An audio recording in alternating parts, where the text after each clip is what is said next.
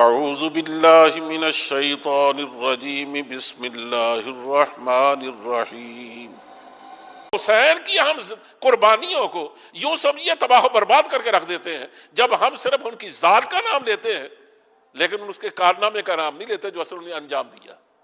یعنی ان کی ذات نے یوں سمجھیے ان کے چلے جانے سے، ان کے شہید ہو جانے سے نقصان نہیں ہوا۔ انہوں نے زندگی دی ہے اس امت کو، انہیں صدیوں کو زندگی دی، لیکن میں کہتا ہوں رونا ہے تو آج اپنی حالت پہ رو، ان پہ کیوں روتے؟ اپنے کرتوتوں کو یاد کر کے رو، اپنے حکمرانوں پہ رو، پورے عالم اسلام پہ رو۔ یزید نے، یاد رکھو میں چند باتیں کہتا ہوں اس کو غور سے سن لیجئے، یزید کوئی کافر نہیں تھا۔ اگر میں یہ کہوں نا کہ باوجود اس کے کہ ہم برے لفظوں سے یاد کرتے ہیں، لیکن میں پوری بصیرت سے یہ بات کہتا ہوں کہ آج پورے عالم اسلام میں شاید چند حکمران ایسے ہوں گے، بہت کم، جو یزید سے بہتر ہوں، ورنہ زیادہ تر آج کے حکمران یزید سے بدتر ہیں۔ وہ اتنا برا نہیں تھا، لیکن چونکہ امت کا معیار بڑا سخت تھا، امت نے خلفائے راشدین دیکھے تھے، ان کے راستے پر چلنے والے ابھی تک صحابہ زندہ تھے، اس لیے ان کو معمولی کوتاہیاں بھی بہت کھٹکتی تھی۔ یعنی جو تاریخ نے اس کی کوتاہیاں ہمارے والے کی ہیں، وہ کہتے ہیں وہ کتوں سے شکار کھیلتا تھا۔ آپ مجھے بتائیے کتنی بڑی کوتاہی ہے آج کے دور میں۔ اگر یہ کوتاہی ہے تو آپ کا حکمران بغل میں کتا لے کے تصویر کھنچوائے، آپ کو تو کوئی شکایت نہیں ہے، لیکن اس طور کا مسلمان چیختا ہے کہ یہ حکمران ہم قبول نہیں کریں گے۔ اس لیے سوچ لیجیے کہ رونا ہے تو کس بات پہ رو؟ رونا ہے تو اپنی وہ سطح قلبی پر رو نا، کہ وہ کتوں کے ساتھ شکار کھیلے تو قابل قبول نہیں۔ آپ کا حکمران تصویریں کھنچوائے اور یہ بھی کہے کہ اگر کسی کو یہ تصویر پریشان کرتی ہے تو مجھے اس کی کوئی پرواہ نہیں ہے، تم سمجھتے اچھی باتیں نہیں ہیں، نہیں ہوں گی، لیکن میں اسی کو بہتر سمجھتا ہوں اس لیے میں تو یہی کروں گا۔ وہ ناچ رنگ نہیں کرواتا تھا، وہ نماز پڑھتا تھا، اپنے محل میں باقاعدہ جماعت کرواتا تھا۔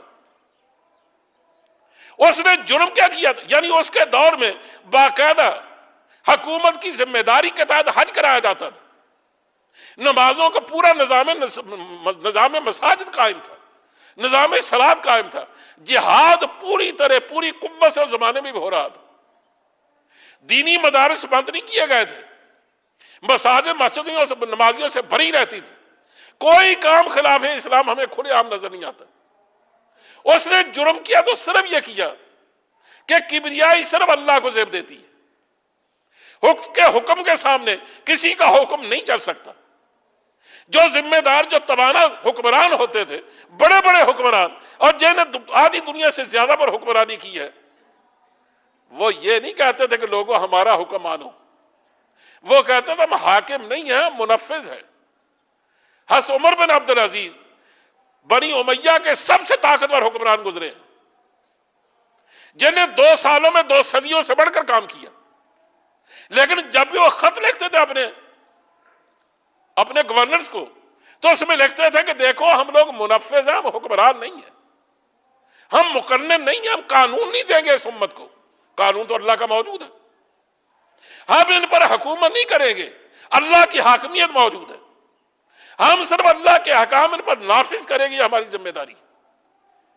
یہ اللہ کے سامنے جھکیں گے، جو نہیں جھکے گا اس کو جھکائیں گے۔ ہم تخت پر بیٹھ کر بھی اللہ کے احکام کے سامنے سر جھکائیں گے۔ ایک معمولی امت کا آدمی بھی ہم سے پوچھ سکتا ہے کہ تم نے یہ کام کیا تو بتاؤ تم نے کیوں کیا ہے، کیا شریعت اس کی اجازت دیتی ہے؟ یزید نے صرف یہ کیا تھا، انہوں نے کہا کہ آج کے بعد کوئی ہم سے نہ پوچھے کہ تم کیا کرتے، تم نمازیں پڑھو، روزے رکھو، زکاتیں دو، جہاد کرو، جو چاہو کرو، لیکن ملک اور حکومت کا نظام اور اس کے انتخاب کا طریقہ وہ کہا ہماری مرضی سے چلے گا، اس میں ہم خلافت راستہ کو نہیں دیکھیں گے۔ یعنی اس کے ارادوں نے اور اس کی مرضی نے اگر کسی چیز کو متاثر کیا ہے تو اس نے اسلام کے سیاسی نظام کو، بلکہ کہنا چاہیے حکومت کے نظام کو متاثر کیا ہے، اس کے علاوہ اسے زندگی کے کسی معاملے میں دخل نہیں دیا۔ یہ ہے اس کا گناہ۔ لیکن ہم جس دور سے گزر رہے ہیں اس میں نہ تو ہمارا نظام خلافت رہا، حتیٰ کہ نظام جمہوریت بھی نہ رہا، کوئی نظام نہ رہا، ایک فرد واحد سے نکلا ہوا ہر کوئی جملہ بھی وہ قانون بن گیا۔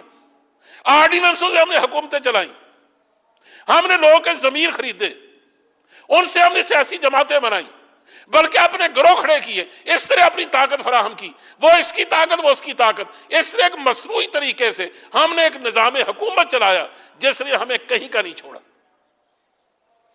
بلکہ کوئی نظام حکومت بھی اس ملک میں نہیں ہے، اس میں حکومت ہے تو باہر والوں کی۔ ہمارا کام صرف یہ ہے کہ ہم یہ پہچانے کہ وہ ہم سے کیا چاہتے ہیں۔ اگر وہ یہ چاہیں کہ تم افغانستان کو قبول کر لو تو ہم قبول کر لیں گے، ہم طالبان کو اون کر لیں گے، ہم القاعدہ کو اون کریں گے، ہم ان کی مدد بھی کریں گے۔ لیکن جب وہ یو ٹرن لے اور وہ کہیں کہ ہم ہمارے وہ دشمن ہو گئے ہیں یا ہم ان کے دشمن ہیں، تم پوری طرح یو ٹرن لے کر ہم ان کو مارنا شروع کر دو، اپنے کندھے پیش کرو، ہم اس پہ رکھ کر گولی چلائیں گے، تو ہم بالکل تیار ہیں۔ ہماری حکومت کہاں؟ یعنی ہمارے تو کھڑے ہونے کی جگہ ہی کوئی نہیں۔ ہم اتنا اپنے آپ کو بدلے، ہر چیز بدل کے رکھ دی، تو رونا ہے تو اس کو رو نا۔